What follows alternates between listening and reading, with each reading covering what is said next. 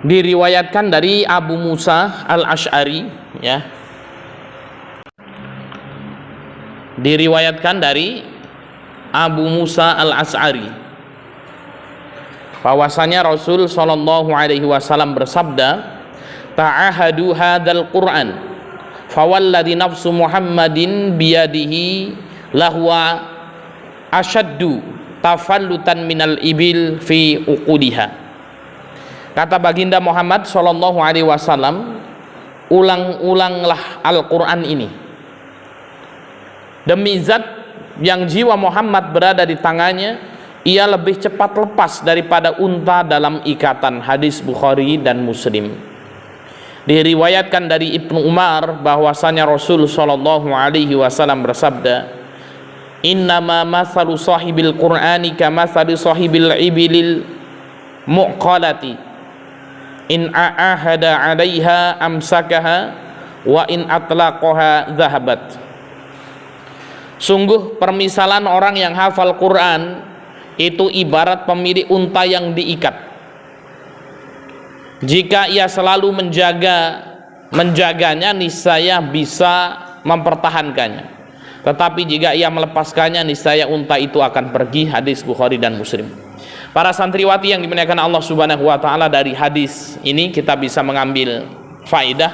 Ya, faidah yang pertama, ya, Rasulullah SAW menjelaskan kepada kita bahwasanya hafalan Al-Quran itu cepat hilang.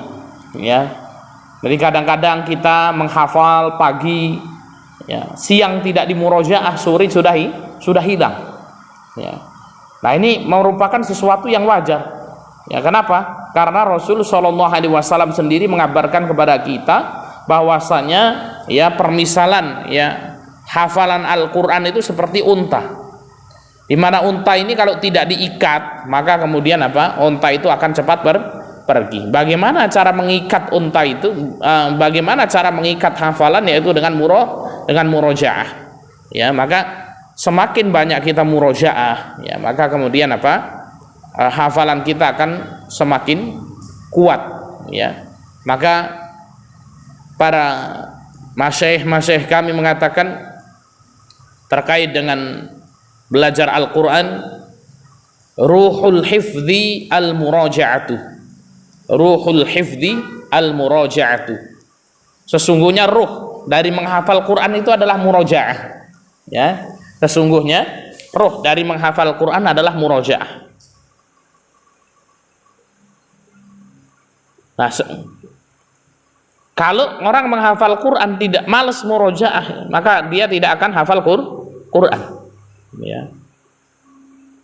Wa'lam anna muraja'ata ra'sal mali, kan ini. Wa'lam anna muraja'ata ra'sul mali. Sesungguhnya murojaah itu adalah ra'sul mal, itu modal. Wal hifdzu huwa ribhu. Sedangkan hafalan-hafalan baru kita adalah keuntungan kita. Nah, kalau dipermisalkan, ya, ini perkataan ini adalah perkataan guru kami, Syekh Bakhomis namanya. Ya, dulu kita setoran hafalan Quran, ya, diantaranya dengan beliau. Dan beliau mengatakan, sesungguhnya kalau menghafal Quran itu dipermisalkan dagang, ya, dipermisalkan dagang, hafalan lama kita itu adalah modal utama kita. Sedangkan hafalan baru kita itu adalah keuntungan, ya, kita setiap hari. Nah, orang yang kemudian setiap hari mendapatkan untung, akan tapi tidak bisa menyimpannya dengan baik, maka dia tidak akan mendapat apa-apa. Maka disebutkan al-muraja'atu ruhul hifdi. Murajaah adalah ruh, inti dari menghafal itu sendiri. Contoh seorang hafal 5 juz. Ya, ini berarti apa? Modalnya 5 juz. Ya, seorang sudah hafal 5 juz. Nah, ini berarti apa? Dia memiliki modal 5 juz. Hafalan barunya ada ziyadah setiap harinya, itu adalah untungnya. Ya, setiap hari menghafal 1 lembar misalnya. Ya, maka 1 lembar itu adalah keuntungan pada hari itu. Ya, di mana keuntungan ini harus kita kumpulkan bersama modal-modal awal yang lain. Ya, sehingga kemudian apa? Ya, keuntungan kita ini bisa terjaga dengan baik. Contoh, ada orang menghafal Quran itu tadi, ya, dia sudah dapat 15 juz. Nah, ini 15 juz itu adalah modalnya, harta milik dia sesungguhnya, aset kekayaan dia itu 15 juz itu. Nah, setiap hari dia mencari lagi yang baru, dapat 1 lembar disimpan lagi, dapat 2 lembar disimpan lagi, dapat 3 lembar disimpan terus, kan gitu ya. Maka simpenannya itu harus dijaga dengan baik-baik supaya tidak tertipu. Bagaimana menjaganya? Menjaganya adalah dengan murojaah. Maka menjaga hafalan itu jauh lebih sulit daripada menghafal yang baru. Ya. Menjaga hafalan lebih sulit daripada ya ziyadah. Nah, orang kalau kemudian menghafal Quran lewat-lewat saja, nggak dijaga itu, setor. Ini seperti orang yang dagang. Orang dagang gorengan di pinggir jalan. Habis itu dapat duit untung misalnya 50.000 setiap hari. Ya, setelah dapat untung 50.000 langsung dibuang, nggak dijaga duitnya. Capek-capek jualan di pinggir jalan, setiap hari dapat untung ya 50.000 per hari, ya, maka kemudian apa? Dia tidak menjaga uang 50.000-nya itu, dibuang, ya, habis itu dibuang terus, atau dibelanjakan, dihabiskan untuk boros-borosan, kan ya, nggak dijaga dengan baik. Ya, maka 2 tahun dia jualan gorengan, kira-kira dapat apa? Apa yang ia dapatkan? Nggak dapat apa-apa. Kenapa? Karena dia tidak menjaga uangnya dengan baik. Ya, beda dengan orang yang menjaga uangnya dengan baik. Ya, dia mencari jualan gorengan itu tadi, dapat 50.000 disimpan, dijaga dengan baik. Ya. Kemudian dia tidak berfokus, ya, tidak hanya fokus kemudian untuk mendapatkan keuntungan setiap harinya saja, tidak. Ya, akan tapi kemudian pada dia melihat kondisi. Oh, hari ini sepertinya belum bisa kalau 50.000. Ya sudah, dia cuma dapat untung 30.000. Akan tapi kemudian apa? Dia menjaga keuntungannya itu dengan baik. Ya, uangnya dijaga dengan baik, ya, dilihat, dihitung, kan gitu ya. Ya, dikasih minyak wangi misalnya uangnya, ya, sampai kemudian apa? Akhirnya 2 tahun orang tersebut jualan gorengan itu, dia memiliki simpanan. Ya, ini yang jualan ini bukan orang Mitru, orang perantauan dari Aceh sana, ya, atau dari Cilacap atau dari Sulawesi, kan, ya. Jadi merantau di Metro, ya, kemudian jualan gorengan usaha. Ya, 2 tahun kemudian apa? Dibuka tabungannya. Oh, alhamdulillah, ya, dapat 30 juta misalnya, ya. Dapat 30 juta. Ya, dan terjaga dengan baik. Oh, ada yang kemudian apa? Enggak dapat 30 juta, cuma dapat 20 juta. Namun bisa dibawa pulang itu uangnya karena terjaga dengan baik. Oh, ada yang dapat 15 juta saja. Akan tapi uangnya dijaga dengan baik, maka kemudian dia bisa membawa pulang itu hasilnya. Ada yang cuma dapat 50.000 saja, atau dapat 1 juta saja. Ya, kenapa? Karena dia usaha namun tidak menjaga, ya, hartanya dengan baik. Begitu juga dengan hafalan Quran antuna sekalian. Antuna hari ini sedang merantau. Antuna seperti penjual gorengan ini, dan gitu ya, yang jualan gorengan setiap hari untuk mendapatkan untung. Antuna menghabiskan waktu di Sabilul Mukhlasin ini untuk mendapatkan untung. Apa keuntungannya? Ziyadah baru dari hafalan-hafalan antuna itu. Ketika kemudian apa? Antuna setorkan hafalan barunya dengan susah payah, ya, setelah itu kemudian apa? Antuna jaga dengan baik, ya, berapapun hasilnya nanti, entah 10 juz kah, entah 20 juz, entah 25 juz, syukur-syukur 30 juz, ya, maka kemudian apa? Bekal, ya, 30 juz itu, 20 juz itu, 15 juz itu betul-betul ada, ya, yang bisa antum bawa pulang. Ya, sedangkan para santriwati yang kemudian tidak menjaga hafalannya dengan baik, itu seperti penjual gorengan yang setiap hari, ya, dia mengejar untung, bahkan untungnya 100.000, ya, ziyadahnya banyak, selembar, seperempat, kan gitu, ya, akan tapi tidak pernah dimurojaah, ya, akan tapi tidak pernah dimurojaah, ya, maka kemudian apa, ya, di akhir dia ya akan kembali dengan membawa untung ya sedikit, ya. Maka Syekh Bakhomis ini saya masih ingat sekali, ya, ketika beliau menasehati saya murojaah yang benar, kan, ya. Dan beliau mengatakan apa? Al-hifdzu bila murojaah, al-mut'ibu bila faidah, ya.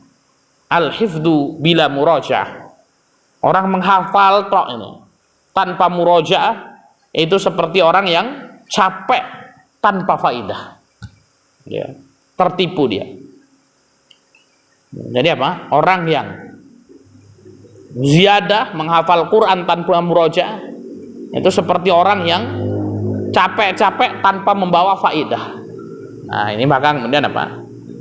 Alaikunna bil murojaah. Ya, hendaknya banyak-banyak kita ini murojaah. Ya, berapapun itu hafalan kita. Di markas ABM itu ada juga anak-anak yang masuk itu sudah selesai hafalan Qur'annya 30 juz. Akan tetapi kemudian apa? Sudah pernah menghafal saja, Ustaz. Lewat saja itu 30 juznya, lewat saja, ya. Maka ada anak-anak juga yang hafalannya berapa juz? 3 juz, tapi kemudian betul-betul ada hafalan. Nah, ini. Maka para santriwati yang dimuliakan Allah Subhanahu wa taala, bersemangatlah untuk murojaah, ya. Kalau penghafal Quran kok malas murojaah itu bukan penghafal Quran namanya. Ayo silahkan murojaah, malas ustadzah lah ini. Nah, justru kita harus lebih semangat dalam bermurojaah daripada ziyadah itu tadi. Ya, kenapa? Karena murojaah itu hafalan kita yang sesungguhnya. Ziyadah itu adalah apa? Ya, keuntungan yang akan kita dapatkan. Ini kebanyakan wah semangat ziyadah namun malas murojaah. Ya, maka kemudian apa? Ini kebalik. Harusnya kita lebih semangat murojaah, ya, daripada ziyadah. Bukan ziyadahnya tidak semangat, ya. Murojaahnya semangat, ziyadahnya juga semangat. Ya, kalau kita ziyadah harus semangat, murojaah harus lebih semangat.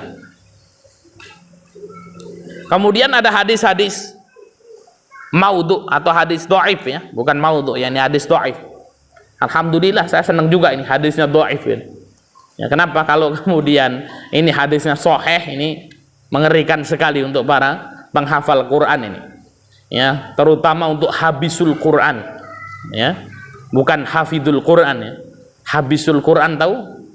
Orang yang katanya pernah menghafal Quran tapi habis hafalannya lupa semua, ya, itu habisul Quran. Ya, Rasul sallallahu alaihi wasallam bersabda, uridat alayya ujuru ummati, ditampakkan kepadaku itu dosa-dosa umatku, hatal qudatu yukhriju harrajulu minal masjid, sampai apa? Ditampakkan kepadaku pahala orang yang membuang debu dari dalam masjid. Wa uridat alayya dzunuba ummati, dan ditampakkan kepadaku dosa-dosa umatku, falam aradan ban a'dhama min suratin minal Qur'an aw ayatin utiyaha rajulun thumma nasiyaha, dan aku tidak melihat dosa yang paling besar, ya, dari dosanya orang yang Allah Subhanahu wa taala berikan kepadanya hafalan surat Al-Qur'an, hafalan ayat Al-Qur'an, kemudian melupakannya. Nah, ini. Maka kalau hadis ini sahih, maka manusia yang paling besar dosanya adalah para habisul Quran ini, yang dirinya menyatakan pernah hafal Quran, ya, namun kemudian tidak menjaganya.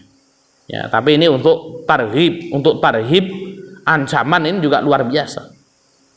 Ya, sehingga kemudian ada ya anak-anak yang kemudian waduh Ustaz, ngeri nih kalau dengar hadisnya. Sudahlah Ustaz, sekali menjadi penghafal Quran, ya menjadi khadimul Quran selamanya. Ya. Kemudian Rasul Shallallahu Alaihi Wasallam bersabda dalam hadis yang diriwayatkan oleh Abu Daud, alhamdulillah juga ini dhaif, man qara'al Quran, barang siapa yang membaca Quran tsumma nasiyahu, kemudian melupakannya. Ini barang siapa menghafal Quran, membaca Quran, tsumma nasiyahu, melupakan ayat yang telah ia hafal itu, laqiyallaha azza wajal, maka orang tersebut akan bertemu dengan Allah Subhanahu wa taala yaumal qiyamah, pada hari kiamat, ajdam, yang menderita penyakit kusta. Apa itu penyakit kusta? Penyakit kusta itu kayak koreng itu, ya, kemudian ya, naudzubillahi min dzalik, maka orang yang kena penyakit kusta ini tangannya akan ya terputus. Ya, jadi kena koreng, nanti jarinya putus. Ya, kalau sudah sampai tangannya putus.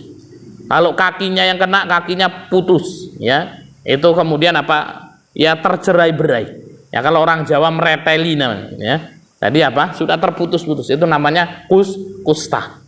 Dan penyakit kusta ini menular.